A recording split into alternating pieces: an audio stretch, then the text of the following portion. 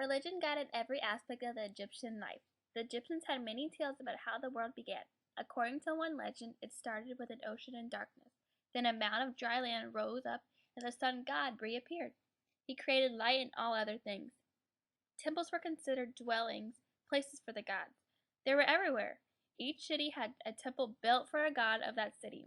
The purpose of the temple was to be a cosmic center by which men had communications with the god. As the priests became more powerful, tombs became a part of great temples. Because Egyptian religion stressed an afterlife, they devoted much time and their wealth to preparing for survival in the next world.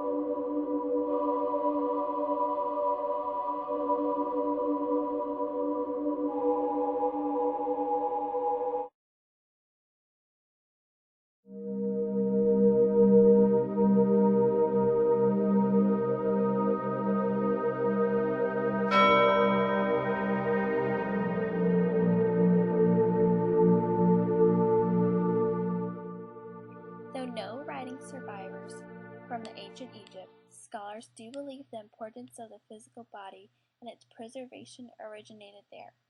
This would explain why people of the time did not follow the common practices of cremation, but rather buried the dead. Some also believe they may have feared the bodies would rise again if mistreated after the death. Early burials had the body of the deceased buried in a simple shallow oval pit, with a few burial goods placed around them. Sometimes multiple people and animals were placed in the same grave. Over time, graves became more complex with the body placed in a wicker basket, then later in a wooden or terracotta coffin. These graves contained burial goods like jewelry and sharpened splints.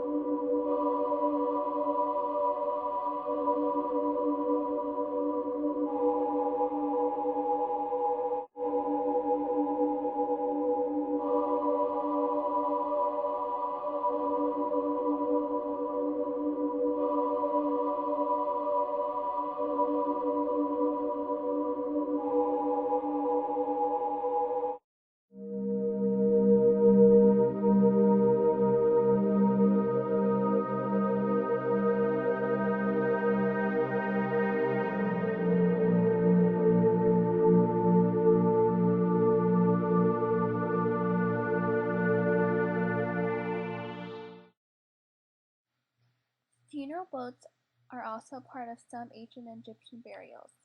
Boats play a major role in religion because they were conceived as the main reason by which the gods travel across the sky and through the netherworld.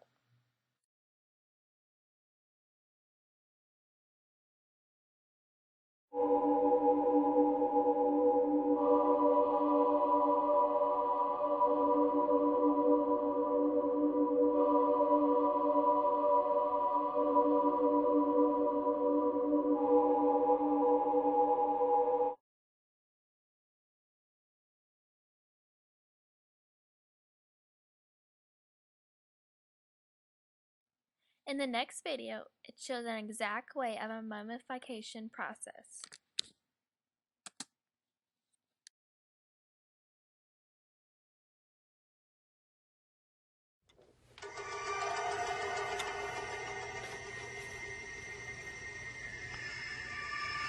When a body dies, it decomposes under normal circumstances.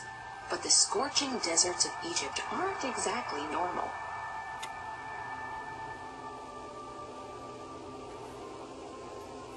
When this body was buried 5,000 years ago, the hot Egyptian sand acted like a sponge, absorbing all the fluids from it. Bacteria that eat away at dead bodies need water to survive. Starved of water, the bacteria died and the body was preserved. Once the ancient Egyptians realized this, it led to a ritual that has made their culture immortal.